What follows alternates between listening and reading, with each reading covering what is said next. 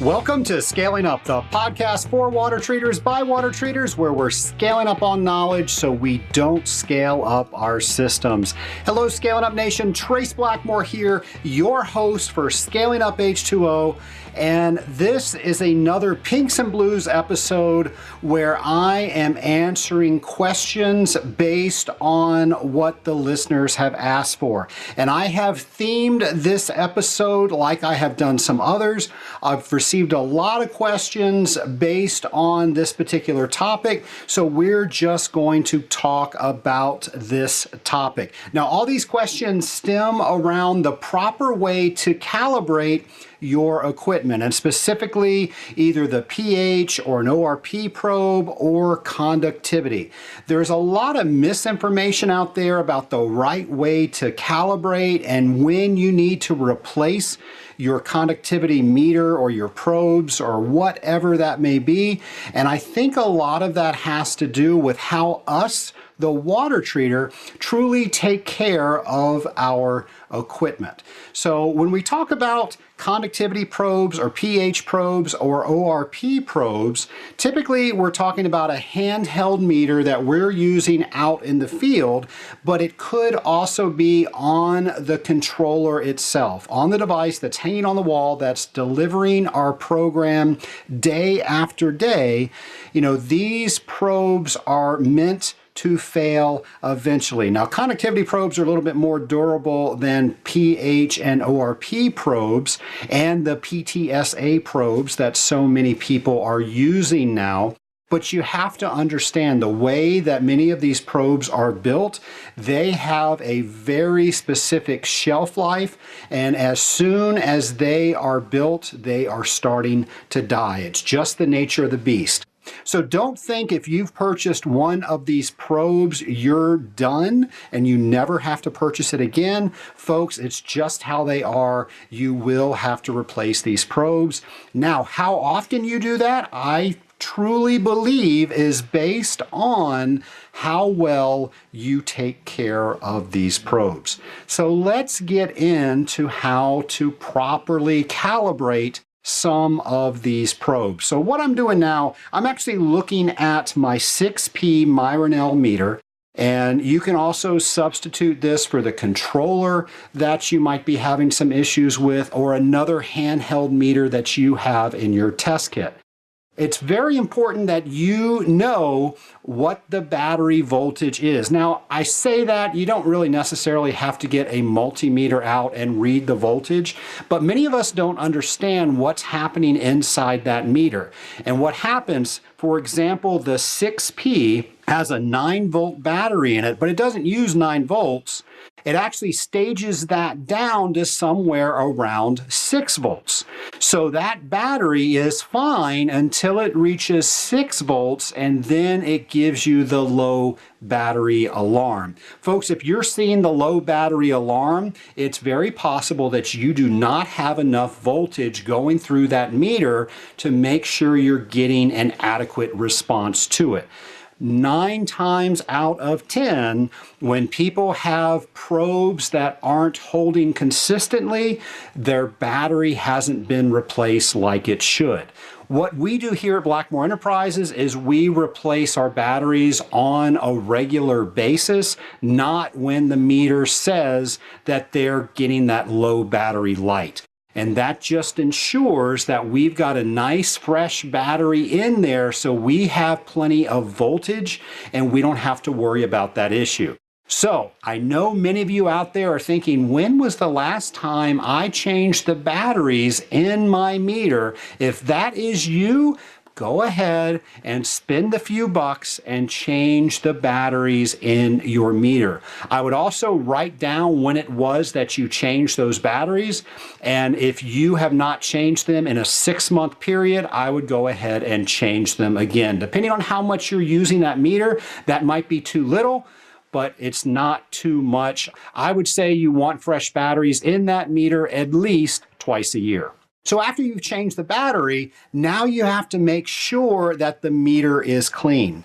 And folks, I gotta tell you that most of the problems outside of not having enough voltage going through a meter is because Many water treaters will take their sample and they won't clean their meter there on site, and things dry inside those cups where those probes are, and those create havoc with our actual readings. So when you're out there and you're taking your sample and you're taking your reading, make sure that you have a deionizing bottle with you and rinse that meter out really well. We like to rinse everything at least 3 times and then store it in the proper solution. For example, if it was a pH probe, we would store that in the electrode storage solution, which is not the same as pH 4 buffer, because pH 4 buffer has a red dye in it, and that will actually migrate into the pH probe and cause problems. So keeping the meter clean on a consistent basis is very important. Make sure that if you put any sample into your meter, you're always washing that out so there's nothing to dry and crystallize in any part of your meter cups. Now, on a regular basis, you want to make sure, and you're cleaning your meter, physically cleaning your meter with, I like to use Simple Green. That's one of my favorite detergents. It's actually made here in Lawrenceville, Georgia, where our office is, so please patronize a local company. I'm sure if you go to Home Depot or anywhere where you buy your cleaning supplies, you will find Simple Green. It's a good degreaser. It's not going to do a lot for minerals, so hopefully nothing's dried out on you. If something like that has crystallized acids such as your alkalinity buffer, that might help solubilize anything like that that's on there. But normally you can get away with the Simple Green if you are rinsing your meter, like I said, on a regular basis. And what I like to do with the Simple Green is go ahead and squirt some down in there, and then I use a Q-tip or a clean paper towel, and I gently remove anything that's on that pH probe. Now, in the conductivity probe, you'll notice that there's a little spoke that comes out halfway into it. That's how it gets its charge from the anode to the cathode. We actually have a nice small little brush that allows us to clean the bottom and all around that without bending it. Be careful, you do not want to bend that little spoke that comes out of that probe cup. So if you have a controller at a customer account and you need to clean that conductivity probe, my favorite way of doing that is to isolate the flow on either side, take the probe out, and then if you have some shop air and you can dry the probe, you will be amazed at what you see on that probe. When it's wet, it looks clean, but I assure you, when you dry that out, it is not clean at all. And you might then see, oh, that's why I'm not getting a good reading. So if you want to use shop air, by all means do that, but here's what I want you to do. I want you to keep a Scotch-Brite pad in your test kit or in your bag, wherever you will want to store it, where you're not going to use it for anything else. The issue when a lot of us clean these probes is we use a shop rag that we've used for the past 12 years that has everything accumulated on it within that 12 years. Folks, don't do that. You're putting oils and all sorts of stuff that you've cleaned up in other areas on your probe. Make sure you have a designated Scotch-Brite pad for this purpose. Now, on conductivity probes, the toroidal probes are a little difficult to clean. I have found a toothbrush works pretty well to get in there for those, but the standard conductivity probes will either have 2 raised probes or they'll be flush with the surface.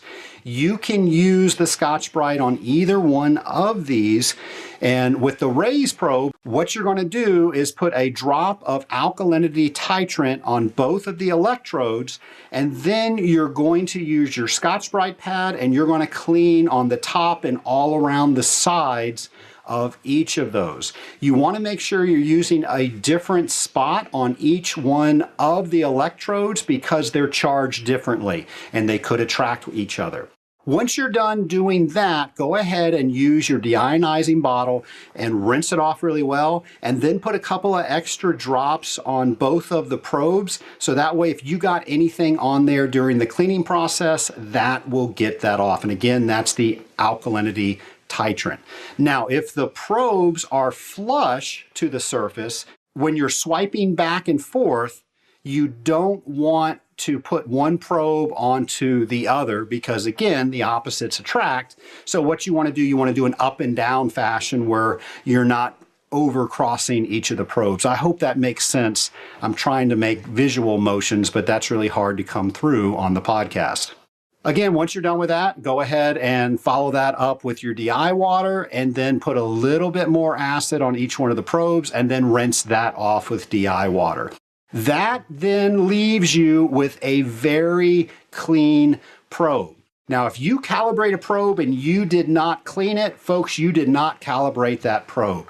And when I talk to water treaters out in the field, they hardly ever do that. So please include this step with what it is that you are doing. Now let's talk about the different juice that you can use in calibration.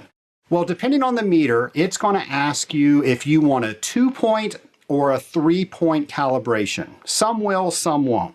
A 2-point calibration can be defined as this. The low point is absolutely no conductivity at all. So basically that probe is being held in your hand and it's dry and it's just out there in the air. The high conductivity is whatever fluid that you're putting it in, and I urge you to use standard with this because that way you know for sure. And folks, don't think you can keep reusing standard. Standard is a one-time use only because whenever you put something in there, you are changing the value of that standard. Standard is not that expensive. You are not going to bankrupt anybody by using fresh standard each and every time. When it comes to standard, we have different types depending on what we're testing. So we have pH standards, we have conductivity standards, we have ORP standards, we have PTSA standards. Depending on what the normal range is that you're testing, that's what you want to buy that standard in. Now here's a little aside from that. When it comes to conductivity standard, my favorite is the 1413 micromole standard. I will tell you, when I've had customers calibrate equipment and I've given them 1000 conductivity standard, anything between 800 and 1200 is within range of that 1000 according to them. However, when you give somebody a 1413 standard, you better believe that they are going to get that on the money with 1413 conductivity. Now you might be wondering, 1413, that's so random. Why is there a 1413 standard? It's actually probably the easiest standard to make. What that is, that's a molar solution of potassium chloride into 1 liter of water. And attention folks, I'm getting ready to do some chemistry, but if you look at the molecular weight of potassium chloride, chloride is 35.5 and potassium is 39.1. If you add those together, that's 74.6. So if you put 0.746 grams of potassium chloride into 1 liter of water, and this is deionized water, of course, your conductivity is going to be 1413. I don't know if you've ever wondered where that came from, but I know when I understand where things get derived from, I understand them a lot better. So there you go. That's some free information from me to you.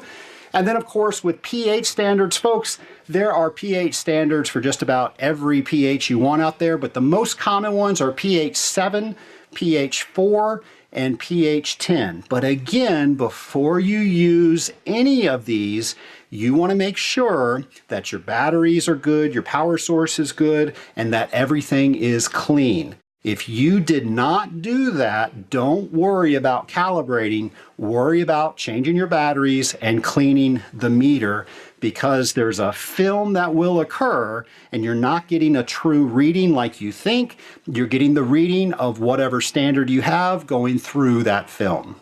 Well, I mentioned the 2-point calibration. The 3-point calibration goes through exactly those 3 standards. And typically you'll see that in pH. Now to get back to our 2-point calibration, typically what we'll do is we'll calibrate it in the air and then we'll put it in that standard. My preference is that 1413 standard, and some meters, they don't have a low and high. They just have calibrate me to what I'm supposed to be, and then you would do that.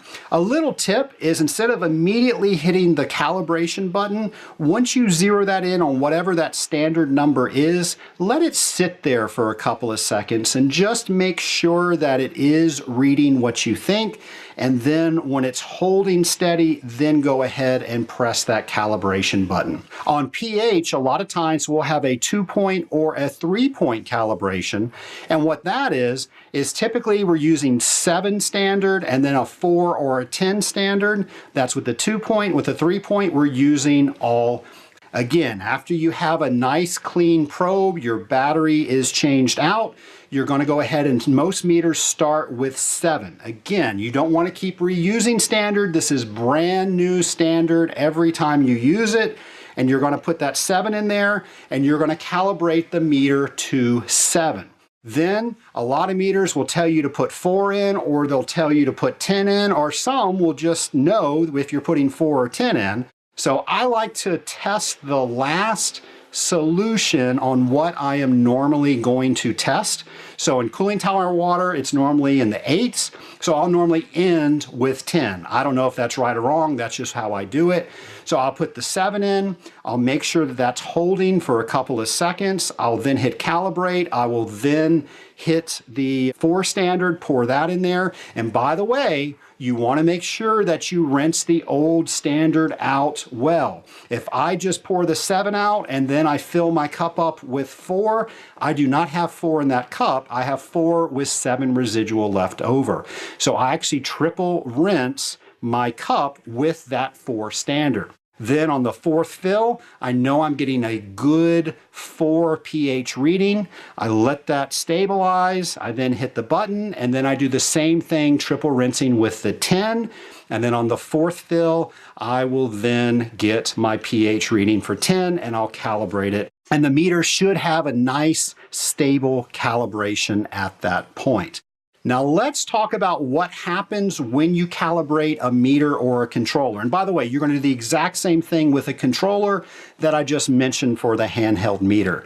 When you calibrate a probe and say, no probe, the answer that you're giving me is not correct, it really should be this, you are adding some sort of number to the algorithm that probe is reading. Every time you calibrate, you're adding a new number to that. So on top of, on top of, on top of. Folks, if you have not reset that value, and a lot of times you have to do that by factory reinitializing the controller or the meter, you might not be getting an accurate reading because there's so many values that are in there that you previously calibrated on.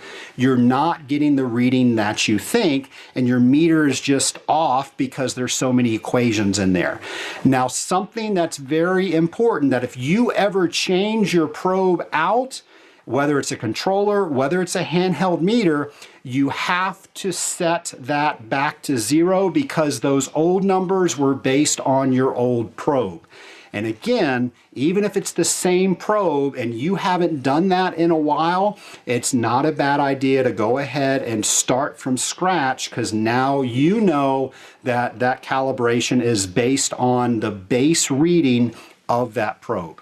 If you have a controller and you have to factory reinitialize that, and I have seen more and more controllers that will allow you to reset just the calibration on a particular probe, but there are still some controllers out there that won't allow you to do that. So what you have to do is go in and factory reset that. A lot of the controllers will have a USB drive port on there where you can go ahead and capture your program.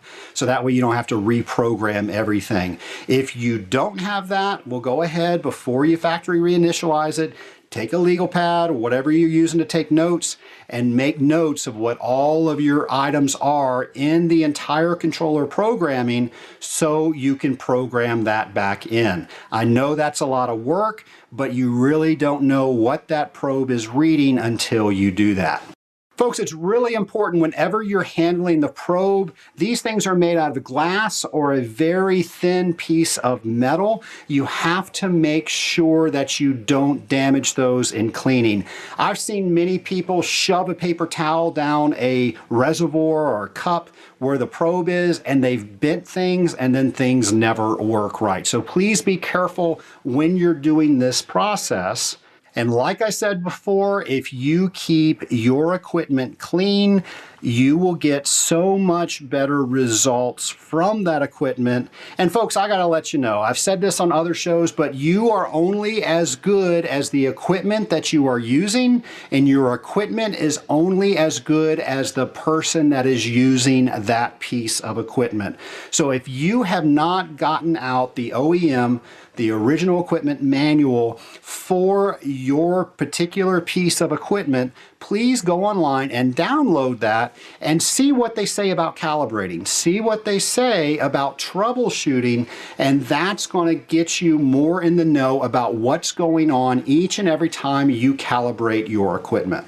Another question I get on a fairly common basis is, can you bring a failing probe back to life? And a lot of people say you can rehydrate those. So a lot of the probes, they'll have that potassium chloride in it that we talked about. So if you have a super saturated solution of potassium chloride and you put that probe in there, well, that glass is a semi-permeable membrane, and that's actually how that works. So since you have a higher concentration on the outside of potassium chloride, sometimes it will migrate through to where there's a lower concentration, and you might be able to get a little bit more life out of that probe. But folks, I'm here to tell you, I've never had that work more than a couple of weeks. I got really excited. Hey, I saved $100 and something for this new probe. I was able to rehydrate it back in my lab. But when I went back out there in the field, it just did not hold calibration. So when you buy any type of probe, make sure you budget for replacing that in about a year's plus time, because again, as I said at the top of the show, when these things are made, they already start dying. So I hope this gets some of the questions answered that I've received about calibration, about pH probes and conductivity probes. We didn't talk a lot about PTSA probes or ORP probes, but just know that they have standards for that. The exact same thing that I was saying earlier applies for those. Make sure that they are clean. Make sure your power source is good. You might have to reset any former calibrations that you have done. Then you're going to put those into a standard, and folks, they make all sorts of different types of standards. PTSA is one that we make here in the lab. We just take the PTSA that we're blending our products with, and then we calibrate to 100 parts per billion. And we go ahead and make sure that that lens is nice and clean. The same way I told you that we cleaned the pH probes is the same way that we clean that little lens that sends the ultraviolet light through and the other side that reads it. And we've had really good success because I think we keep the battery nice and fresh, and we rinse with deionized water after every single test. And then, of course, we clean it on a regular basis. Folks, that's something that you might want to consider, is to keep a log on how often you clean it. So every single week, what my team does is they calibrate their meters and they log those. And they make sure that they log that we are cleaning it. And that's not because I don't trust that they're not doing that, but it's just a thing that allows us to keep doing it on a consistent basis.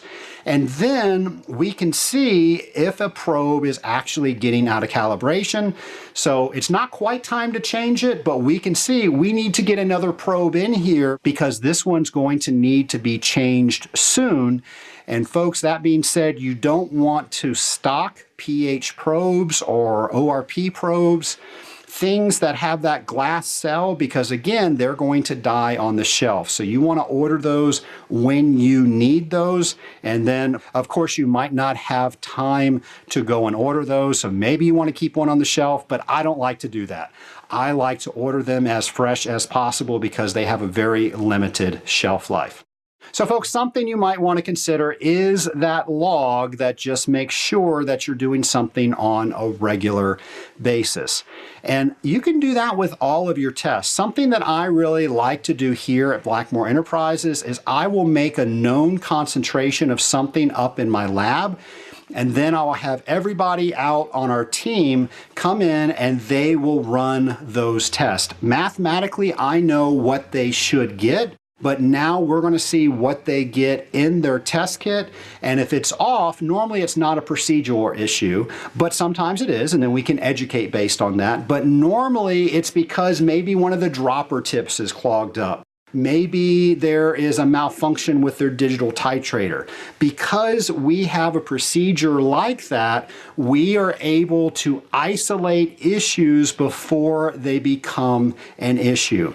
So again, are you treating your equipment the way that you should be treating it? Because us water treatment folk are only as good as the equipment that allows us to get a small glimpse inside the water. And if we are not treating that equipment properly, it's not going to give us good results, meaning that we are not going to do what we should do in adjusting that program. Folks, this entire episode came from questions from the Scaling Up Nation around calibration of pH, ORP, and conductivity. So I hope this was helpful. I hope you are now thinking, when was the last time I changed the batteries? You know, I really do need to clean my meter on a more regular basis. And maybe I do need to refer to the owner's manual to make sure that I'm doing all of that properly. Folks, you can find all of that online about your meter. And I want to urge you to keep those questions coming. It's because of those questions that I was able to do this show. So thank you for everybody out there in the Scaling Up Nation that wrote in and asked me about that. And I hope that this episode has helped make your tests a little bit more accurate. Have a great week, folks.